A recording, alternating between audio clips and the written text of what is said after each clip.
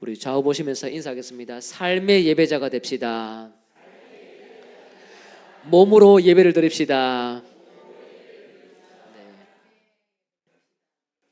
네. 항상 우측은 분위기가 좋아요. 네, 꽉 차고 분위기 좋습니다. 네, 좋습니다. 여러분, 사업을 한번 해보셨습니까? 사업은 시작을 하는 것도 어렵고 사업을 해서 유지를 해 나가는 것도 굉장히 어렵습니다. 좋은 아이템이 있고 좋은 인력이 있고 또 기술력이 있어도 시작을 하는 것은 항상 고민이 되고 시작을 해서 진행을 할 때에도 항상 위험 요소와 또 고민해야 될 요인들이 제법 많습니다. 열심히 준비를 하고 기도를 많이 해도 이 땅에서 펼쳐가는 것이 어려운 것이 우리가 살고 있는 사업들, 업인 것 같습니다. 2024년 10월에 조사한 바에 의하면 정부가 연구비로 5년간 14조를 기업에 투자했다고 합니다. 14조, 굉장히 많은 액수죠. 그렇게 투자를 해서 살아남은 사업체가 성공률이 절반도 안 된다고 합니다. 그만큼 처음에는 기술력으로 또 여러 인프라가 구축되어 있는 가운데서 준비해서 열심히 노력하지만 또 지원도 받고 물질적인 자원도 받지만 그것을 이어나가는 것이 너무 어려운 것이 이 땅의 현실입니다. 올해 2025년 1월, 2월에 대구에서 종합건설사가 7곳이 문 닫았다고 합니다. 종합건설사. 큰 이 건설사가 있어도 그것이 지속적으로 경기 때문에 어려움이 있다 보니 문을 닫는 곳이 많이 생깁니다. 1인 사업은 어떻겠습니까? 말할 것 없이 너무나도 어려운 시대에 살고 있습니다. 우리는 이 땅 가운데 살면서 하나님이 주신 업이지만 열심히 준비해서 잘 꾸려가고 또 성과를 만들고 싶지만 좋은 결과를 얻는 것이 어려운 시대에 살고 있습니다. 분명히 요인이 작동하고 또 변수가 작동합니다. 그래서 마지막까지 성공률을 높이는 것은 인간의 힘으로 정말 불가능한 것 같습니다. 세상의 사업뿐만 아니라 하나님의 교회를 성장시키고 교회를 또 성숙시켜 나가는 것도 결코 쉬운 것이 아닙니다. 우리가 열심히 있는 자리에서 선하게 살아가고 소금과 빛의 역할을 감당하지만 세상은 쉽게 바뀌지 않습니다. 관계가 뒤틀려졌을 때에 그 상대방을 위해서 열심히 기도해서 찾아가서 사과를 하지만 쉽게 문이 열리지 않는 경우도 종종 보게 되죠. 사람의 마음을 여는 것, 공동체를 바꾸는 것, 그것은 정말로 어려운 일 같습니다. 그런데 여러분, 이 땅에 살고 있는 우리의 마음, 사업, 그리고 교회, 여기는 사람이 종속되고 사람이 일하는 영역이다 보니 항상 변수들이 있을 수 있습니다. 그리고 끝이 안 좋을 수 있습니다. 그럼에도 불구하고 하나님의 나라는 어떤 변수가 있고 요인이 작동되더라도 항상 끝이 승리한다는 것을 우리는 믿어야 합니다. 하나님의 나라는 주체자가 하나님이기 때문에 어떤 사단이, 어떤 사람이, 어떤 죄인이, 어떤 공동체가, 어떤 세력이, 어떤 국가와 제국이 요인으로 작동한다 할지라도 결코 무너지지 않는 나라가 하나님의 나라입니다. 아무리 강력한 제국이 하나님의 교회를 괴롭혀도 학대해도 무너지지 않습니다. 왜냐하면 주체자가 하나님이기 때문입니다. 우리가 이 땅 가운데서 예수를 믿고 있는 것, 우리의 승리가 보장된 이유가 무엇입니까? 우리 삶의 주인이 내가 아니라 하나님이기 때문입니다. 그것을 기억하는 것이 너무나 중요합니다. 로마서는 어떤 이야기일까요? 1장에서 11장을 보면 복음을 통해 구원을 어떻게 하나님께서 만드셨는지 우리에게 가르쳐 주는 내용이 기록되어 있습니다. 굉장히 긴 내용이에요. 1장에서 11장. 우리는 짧게 복음에 대해서 1분짜리로 요약을 할 수도 있고 3분짜리, 5분짜리, 25분짜리 복음을 압축해서 전달을 할 수도 있습니다. 그러나 그 복음에 압축되더라도 그 압축된 것 안에 모든 것을 담았다고 말하기는 어려운 부분이 있습니다. 왜냐하면 하나님께서 구약시대부터 역사해 오시고 이래 오신 과거의 역사들이 있기 때문이지요. 우리는 역사를 많이 제거하고 아주 간략한 것만 상대방에게 전하곤 합니다. 그렇다고 해서 역사가 사라져서는 안 되죠. 그 모든 긴 역사가 오늘 본문에 기록되어 있는 로마서의 1장에서 11장까지 풍성하게 기록되어 있습니다. 이렇게 길게 풍성하게 기록된 복음은 없습니다. 하나님을 믿는 유대인들, 하나님을 믿지 않는 이방인들을 위해 모두가 하나님께서 구원받도록 길을 열어주셨다. 유대인도 죄인이고 이방인도 죄인이다. 하나님을 믿든 안 믿든 모두가 죄인이다. 이 죄인을 위해서 하나님께서 구원을 베풀기 위해 예수님을 이 땅에 보내어 주셨다. 물론 우리가 잘 알고 있는 것처럼 구약시대에 하나님께서는 이방 사람들에게 복음을 전하라고 먼저 이스라엘 백성을 선택하셨습니다. 그런데 그들이 하나님께 받은 사랑에 도취되어서 사랑을 전하기보다 사랑을 누리는 특권자가 되어버렸습니다. 그래서 쫄딱 망했습니다. 하나님께서 사명을 주었더니 특권만 누리다가 복만 누리다가 망했습니다. 그러면 하나님의 구원 사역, 이방인을 위한 하나님의 구원은 어떻게 될까? 하나님의 구원도 무너질까? 이런 고민이 들 수 있지만 하나님은 예수님을 보내어서 이방인과 유대인 모두가 한 번에 구원을 받을 수 있는 기회를 제공해 주셨다는 것이 바로 로마서의 핵심입니다. 유대인들이 지켰던 율법, 할례, 성전, 안식일, 이와 같은 어떤 개념과 이와 같은 종교의 색깔을 통해서 구원을 받는 것이 아닙니다. 예수님을 믿어서 모든 과거의 유대인이 취했던 방법도 버리고 아주 간소화된 상황 가운데서 예수를 주로 고백하며 주인이 예수님임을 고백하며 나아가는 것, 그것이 구원받는 길이고 구원받은 자가 마땅히 고백해야 될 내용이라는 것을 가르쳐 주셨습니다. 어떻게 보면 구약시대에 유대인이 실패했기 때문에, 하나님의 백성이 실패했기 때문에 하나님은 사역 자체가, 구원 자체가, 하나님의 구원 드라마가 무너질 것처럼 보이지만 하나님은 그렇게 무너뜨리지 않았습니다. 하나님의 나라는 승승장구했습니다. 왜 그렇습니까? 구원의 주체자가 하나님이기 때문입니다. 하나님이 주체자이기 때문에 구원은 아무리 어떤 인간의 세력이, 제국의 세력이 공격하고 무너뜨리도록 힘을 쓰더라도 절대로 무너지지 않는 것입니다.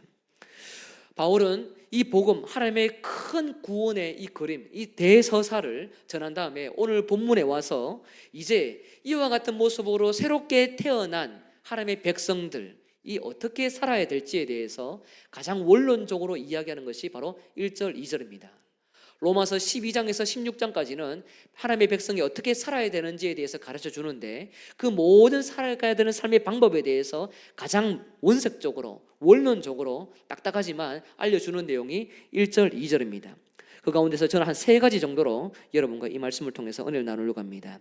첫 번째로, 성도는 하나님의 자비로 태어난 예배자입니다. 함께 읽습니다. 시작. 성도는 하나님의 자비로 태어난 예배자입니다. 하나님의 자비로 태어난 예배자입니다. 1절을 보시면요, 그러므로 형제들아, 내가 하나님의 모든 자비하심으로 너희를 권하겠다. 너희 몸을 하나님이 기뻐하는 거룩한 산제물로 드려라. 이것이 너희가 드릴 영적인 예배다라고 말씀하십니다. 바울은 성도들에게 특별한 권위로 권면합니다.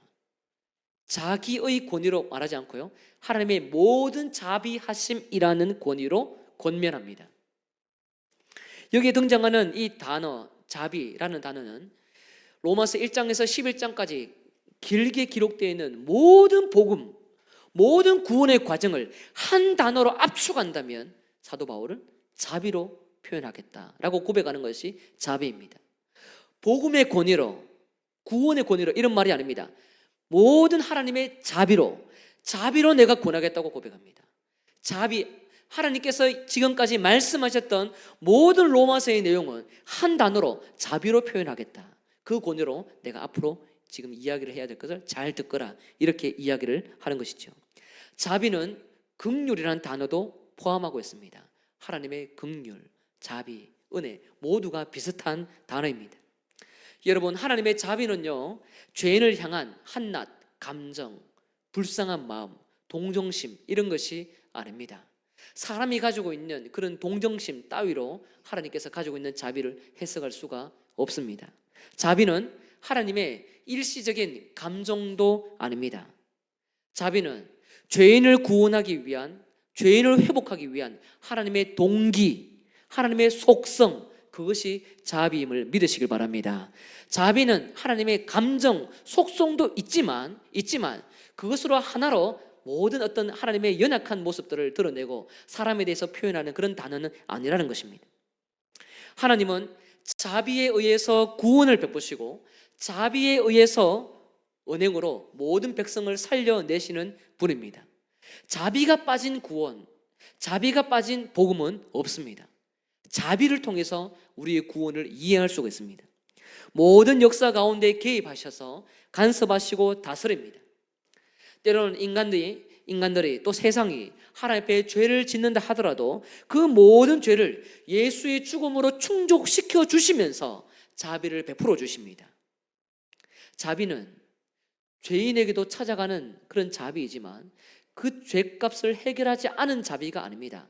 죄값을 해결한 자비입니다. 그렇게 찾아오는 자비예요.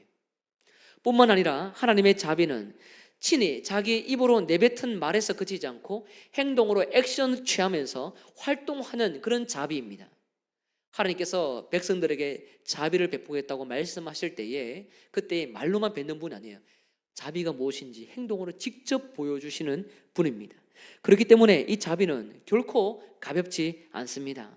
유대인이 말씀을 지키지 않은 것에 대해서 유대인을 질타했지요. 그리고 유대인을 책망하고 심판했습니다. 바벨론으로 포로로 잡혀가도록 벌을 주셨습니다. 그렇게 해서 로마 시대까지 왔습니다. 그러나 그들을 회복시키기 위해 예수님을 죽게 하시고 자비로 말미암아 이스라엘 백성들에게도 구원의 길을 하나님이 제공해 주신 것입니다. 뿐만 아니라 하나님의 자비는 멈추지도 않습니다. 하나님의 자비는 사람에게 소속되지도 않고 철저히 하나님 자신에게 소속되어서 자비를 베풀어야 될 자들에게 풍성하게 베푸는 것이 하나님의 자비입니다. 그래서 로마서에 보면 9장 15절에 보면 하나님은 자비를 베풀 자에게 자비를 베푼다고 말씀하셨습니다. 이방인들이 자비를 요청한다고 해서 자비가 함부로 남발되지 않습니다. 하나님께서 여러분을 예정하시고 여러분을 창세전에 자녀로 두신 것처럼 그와 같은 하나님께서 원하시는 그 방향과 속도에 사람에 맞추어서 기꺼이 자비를 베풀어 주십니다. 은혜를 베풀어야 될 자에게 베풀고 자비와 긍휼을 베풀어야 될 자들에게 자비를 베푸는 이 모든 자비는 하나님의 동기에 의해서 나오는 거예요. 여러분의 선택이 아니라 하나님의 동기입니다. 하나님의 자신의 의지에 의해서 나오는 것이 자비입니다. 구원도 하나님의 의지에서 나오는 것이죠. 그렇지 않습니까? 여러분이 물론 하나님 앞에 엎드리는 그런 어떤 모습도 중요하겠지만 구원을 베풀기 위한 그 하나님의 자비가 있을 때에 여러분을 구원을 해 주는 것입니다. 그러니 자비 없는 구원은 없습니다. 자비를 아무리 요청해도 하나님이 승인하지 않은 구원은 있을 수가 없는 거예요. 하나님이 구원을 승인해 주고 자비로 찾아가고 적용시켜 주셔야 자비가 여러분에게 적용된다는 사실을 믿으시길 바랍니다. 자비는 하나님의 것입니다. 자비는 하나님에게서 도출됩니다. 자비는 끊임없이 하나님에게서 풍성하게 나오게 되는 거예요. 하나님의 자비는 사람과 환경에 변화되지도 않습니다. 사람이 실패를 해도 이 자비가 함부로 꺾이지 않습니다. 앞에서 말씀을 드린 것처럼 거룩한 백성으로 이스라엘 백성이 선택받았지만 완전히 하나님의 말씀을 버림으로 심판받았습니다. 그러면 사업이 무너지고 교회도 무너지는 것처럼 모든 것이 무너져야 정상인데 하나님의 자비는 꺾이지 않았습니다. 그래서 지금 우리가 예수를 믿어 여기까지 아브라함의 약속이 유효하고 지속되어서 우리가 예수를 믿고 하나님 앞에 예배를 드릴 수 있게 되는 것입니다. 구원을 위한 하나님의 갈망과 자비는 절대로 찬물을 들이부어도 식어지지 않는다는 것을 기억해야 합니다. 구원을 위해서 하나님의 자비 사역을 열심으로 감당할 때에 어떤 죄의 세력과 죽음의 세력과 사망의 세력이 덮쳐도 하나님의 구원은 절대로 쇠하지 않습니다. 그래서 바울이 11장 33절에서 이렇게 고백을 하지요. 오 하느님의 풍요와 지혜와 지식은 심오합니다.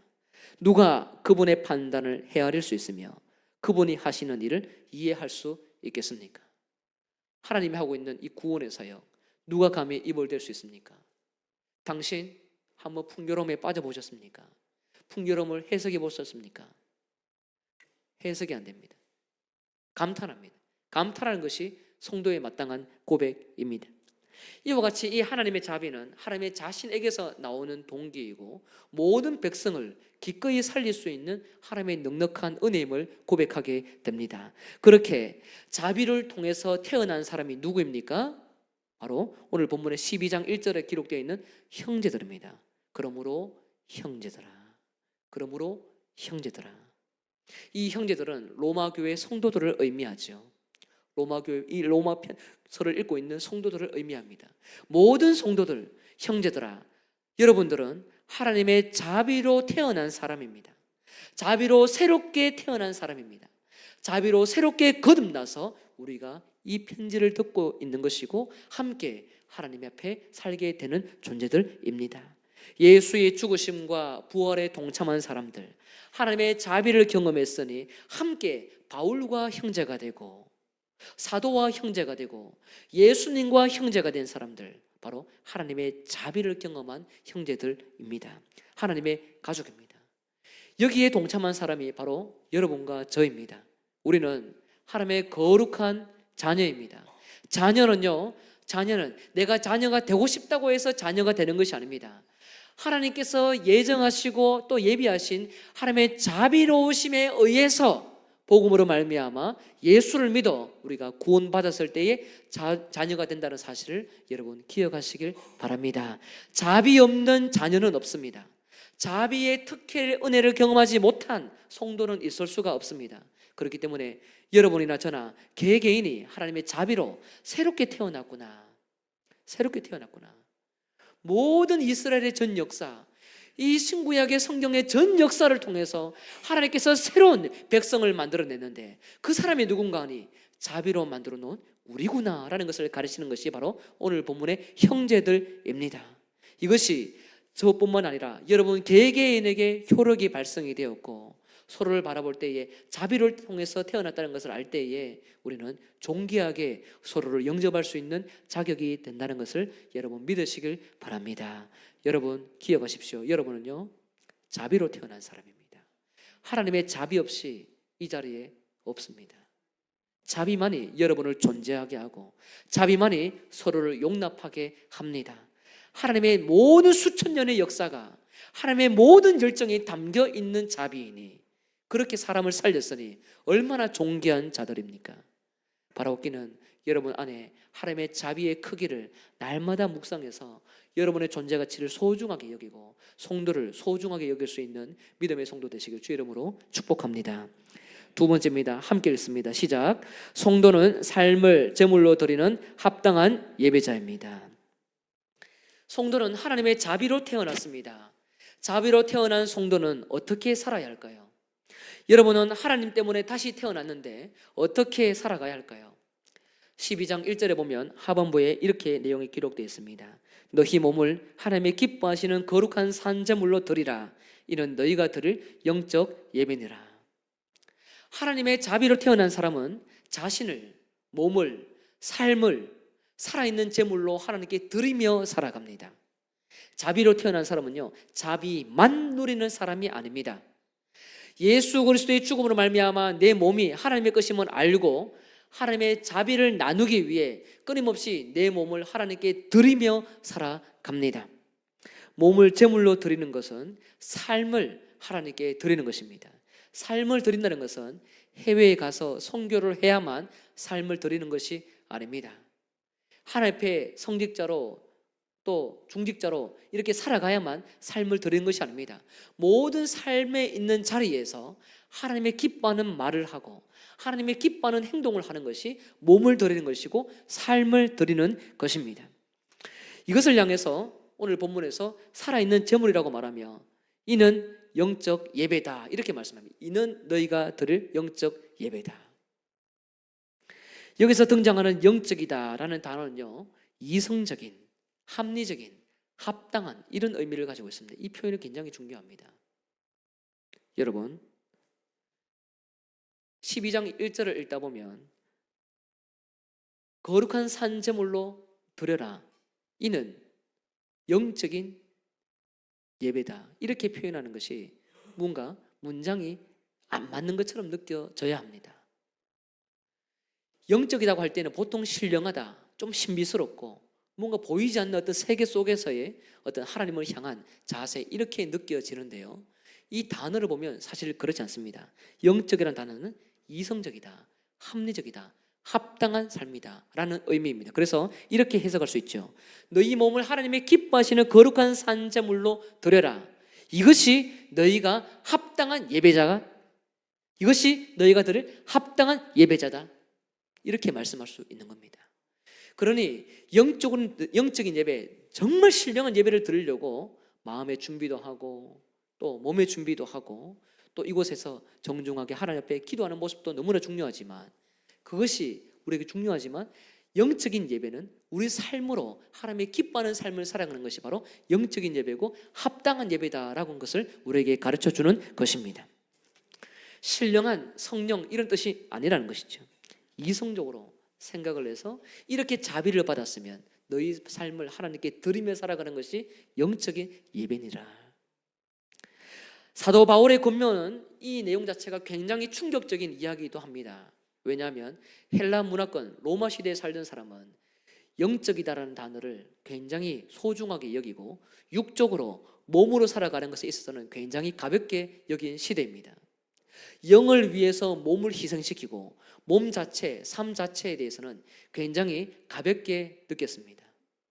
그러니 오늘 본문 자체에서 이 몸 자체, 몸을 하나님께 드려라, 육체를 하나님께 드리며 살아가라, 이 말 자체가 그 당대의 사람들에게 얼마나 충격이었겠습니까?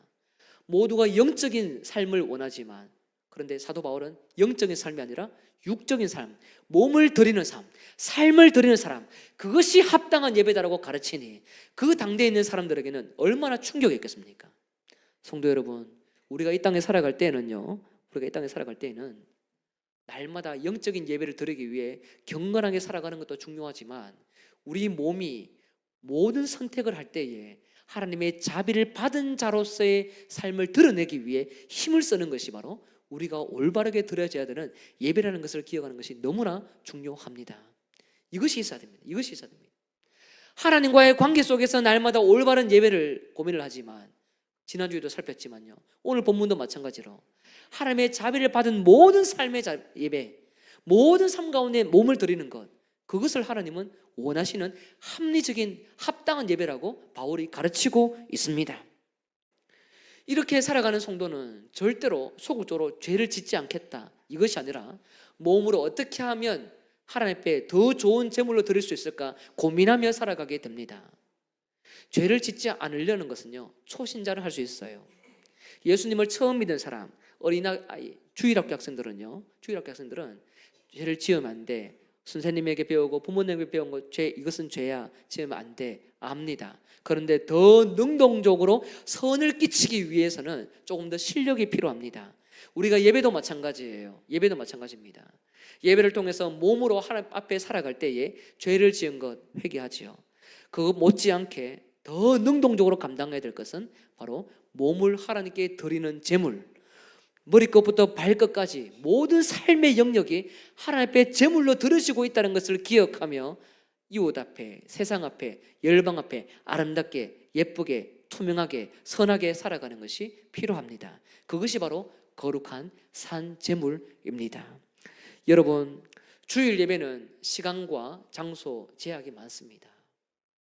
이곳에서 드려지는 예배는 모두가 거룩한 줄 알아요. 신령하잖아요.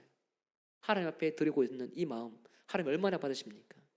그런데 우리 예배당을 나가는 순간 그때에 우리가 몸으로 하나님 앞에 예배하고 있는지에 대한 실력이 나타나게 됩니다.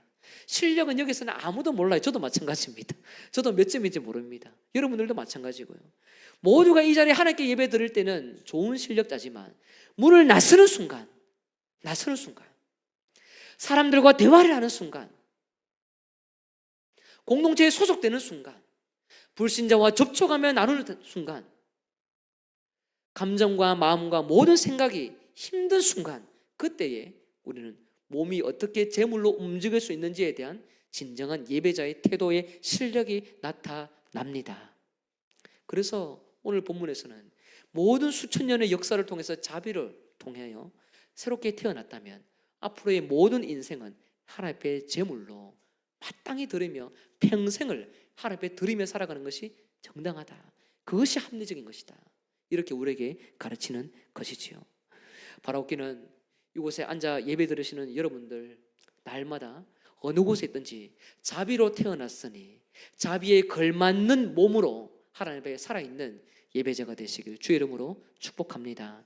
이곳이 아니라 세상 가운데에서 예배가 무엇인지, 몸을 죽이는 것이 무엇인지, 몸을 하나님께 드리는 것이 무엇인지 증명할 때에 세상 사람들은 여러분을 통해서 예배가 무엇인지, 여러분이 주인으로 모시고 있는 하나님이 누구인지 관심을 갖게 될 것입니다. 이곳이 아니라 세상 가운데 예배자가 되시길 주의 이름으로 축복합니다. 세 번째입니다. 함께 읽습니다. 시작. 변화된 성도가 분별하는 예배자가 됩니다. 한 번 더 읽습니다. 시작. 변화된 성도가 분별하는 예배자가 됩니다. 우리 몸을 살아있는 제물로 드린다고 할 때에 어떻게 제물로 드릴 수 있을까 고민이 듭니다. 어떻게 살 때 합당한 예배자가 될 수 있을까? 어떻게 살 때 영적인 예배자가 될 수 있을까? 숙제가 남습니다. 이 부분을 2절에서 가르쳐 주는데요. 2절을 보시면 함께 읽겠습니다. 시작. 너희는 이 세대를 본받지 말고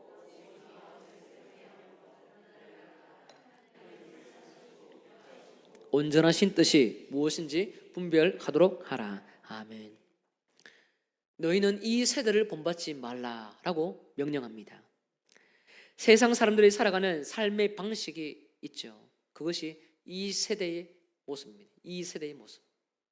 세상 사람들이 이해하는 그 말투, 행동, 관계성, 그리고 물질에 대한 관계, 모든 부분을 가지고 있는 그 가치관, 세계관, 그와 같은 모습 본받지 말라고 우리에게 명령합니다.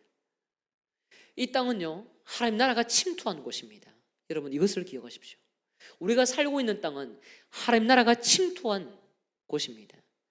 하나님 나라가 침투했으니 이 땅의 주인은 하나님이심을 믿는 사람들이죠. 주체자가 하나님입니다. 우리가 살고 있는 땅의 주인도 하나님이심을 고백하며 살아가야 합니다. 그러면 반드시 이 땅이 가지고 있는 가치관은 망하고 멸망하고 쇠한다는 것을 알게 됩니다. 그러니 그 쇠할 것에 있어서, 무너질 것에 있어서 우리가 의지한다거나 손을 내밀지 않게 되겠지요. 하나님의 주체라는 것을 안다면 절대로 이 땅의 방식, 이 땅의 말투, 이 땅의 어떤 공동체성이 가지고 있는 그 모든 방향을 함부로 남용하지 않습니다. 따라가지 않습니다. 오로지 세대를 분별하면서 하나님의 기뻐하는 방식으로 우리 몸을 드리게 됩니다. 뿐만 아니라 성도는 마음을 새롭게 하여 변화를 받아야 합니다. 마음을 새롭게 하는 것, 이 표현도 중요합니다. 마음은, 우리가 따라합니다. 마음은 이성이다. 이 마음이라는 단어가 이 누스라는 단어인데요. 이 누스라는 단어는 이성이라는 의미를 가지고 있습니다. 이성을 새롭게 해서 변화를 받아라. 이성을 새롭게 해라. 이성적으로 선택을 해라. 모든 상황 가운데서 이성적인 선택을 해서 변화를 먼저 받고 그 다음에 주의 뜻이 무엇인지 세상에서 움직이고 있는 것을 분별하도록 하거라 라고 우리에게 권면합니다. 우리가 살아가는 삶의 자리는, 예배자가 살아가는 삶의 자리는 교회가 아니라 교회 바깥입니다. 하나님 나라가 침투한 땅입니다. 멸할 것을 알지만 그들은 결코 하나님의 백성들을 가만히 두지 않습니다. 하나님 나라가 지속되지 못하도록 공격하고 핍박을 가합니다. 여러분의 마음에 상처를 주기도 하고 성도를 괴롭힐 때가 이만저만이 아닐 것입니다. 우리가 올바른 선택을 하지 못하도록 사단은 바락바락 용을 쓸 것입니다. 그들의 동맹력은 대단합니다. 그 땅 가운데서 살아남는다는 것은 결코 쉬운 것이 아닙니다. 그 땅 가운데서 그 세상의 영역들을 말하고 생각하고 있는 그 가치관들을 분별하는 것은 결코 쉽지 않습니다. 그 분별을 위해서 우리가 먼저 해야 될 일들이 있는데 변화를 받는 것입니다. 한번 따라합니다. 변화를 받아야 한다. 우리가 변화를 받지 않고 세상을 분별하는 것 있을 수 없습니다. 그런데 어떤 사람들은요, 어떤 성님들은 이 분별하기 위해 분별력을 날카롭게 가지고 있지만 자신 안에 변화가 없습니다. 변화는 없고 날마다 분별력만 가지고 날마다 차갑고 매섭고 날카롭고 메마르고 딱딱하고 건조하게 분별 날마다 고민을 합니다. 판단하고 비평하고 비판하고 제 안에도 그런 악이 숨어 있습니다. 우리는 언제든지 잘못한 것을 보는 것은 잘합니다. 아이들요 칭찬해 줄 때에 격려를 해주기보다 항상 먼저 나오는 것이요 잘못한 것 지적하는 것이 많더라고요. 여러분은 거룩하셔서 그렇게 키우지 않으셨겠지만 권사님 그렇지 않으셔요? 거룩하시잖아요. 여러분들은. 저희 첫째 아들도 항상 이야기합니다. 저희는 분명히 격려 많이 해줬다고 생각을 하는데 아빠는 먼저 칭찬보다 먼저 이렇게 하고 싶은 말을 먼저 한다, 이런 이야기를 합니다. 아, 그러냐, 미안하다. 우리 안에 본성은요 항상 보는 어떤 이 팩트와 이 사실과 사건에 대해서 보는 눈은 있는데 그것을 늘 옳은지 그른지에 대한 그 이분법적인 눈으로 보고 싶어하는 욕심이 있습니다. 그것이 나쁜 것은 아닙니다. 그런데 그것만 있는 경우가 문제입니다. 그것만 바라보는 경우가 문제예요. 그것만 있고 자신 안에 변화가 없는 것, 그것은 올바른 분별을 하기가 어렵습니다. 아무리 올바른 분별이라더라도 자신 안에 변화가 없고 이성적으로 선택할 수 있는 기준과 잣대와 말씀에 대한 올바른 그 관점이 없으면 아무리 정확한 그 분별조차도 우리가 실수할 수 있다는 것을 기억을 해야 합니다. 여러분은 분별보다 변화를 받기 위해 힘을 쓰는 인생 되시길 주 이름으로 축복합니다. 항상 변합니다. 남들이 변화된다 이것이 아닙니다. 내가 변화되는 것입니다. 내가 변화되는 것입니다. 남들이 이 사람이 이 설교를 들은다, 남들이 이 말씀을 나눠야 된다, 남들이 변화된다, 이것 또한 분별입니다. 그 사람에 대해서 이해하고 있는 분별입니다. 그것이 아닙니다. 변화는 내가 받는 것입니다. 하나님께서 우리 가운데 행하셨던 그 자비하심으로 고날 때에 우리의 몸을 하나님께서 기뻐하는 산제물로 마땅하게 드리는 것이 합당한 예배자다, 이 고백하며 살아갈 때에 우리 안에는 올바른 고민과 신중한 결단이 나올 때에 변화가 생겨서 모든 사건과 상황들을 분별하며 이해할 수 있는 관점이 생기게 되는 것입니다. 사랑하는 성도 여러분은 매일마다 변화되고 있습니까? 매주마다 변화되고 있습니까? 변화가 언제 크게 한번 일어나고 지금은 보슬비처럼 이슬비처럼 서서히만 일어나고 있습니까? 변화는 항상 보슬비처럼만 찾아와야 될까요? 그렇지 않죠. 하나님의 변화는 크게도 찾아올 수 있습니다. 크게 찾아오고 있음에도 불구하고 이 자비의 무게를 가볍게 여기는 순간 우리는 변화가 아니라 분별력만 길러 남들과 세상과 모든 열방을 향해서 정죄하는 그런 입술과 몸만 나오게 되는 것이죠. 바로 웃기는 여러분, 분별보다 변화를 받기 위해 힘을 써서 어느 곳에 있든지 살아있는 하나님의 제물이 무엇인지 몸으로 증명하는 합당한 예배자가 되시길 주 이름으로 축복합니다. 우리 세 문장 함께 읽고 마치도록 하겠습니다. 함께 읽습니다. 시작. 하나님의 자비는 성도를 태어나게 하며 성도로 살게 한다. 그러므로 마땅히 우리 삶을 드리는 것이 합당한 예배이다. 변화된 이 모습으로 땅의 가치를 분별하는 예배자가 되자. 아멘. 하나님의 자비가 여러분 삶에 크게 묵상되어서 이 땅을, 전 우주를 덮을 수 있는 거룩한 그 자비의 능력으로 베푸시고 여러분 삶이 거기에 자비를 드러내는 일에 쓰임받는 합당한 예배자가 되시길 주 이름으로 축복합니다.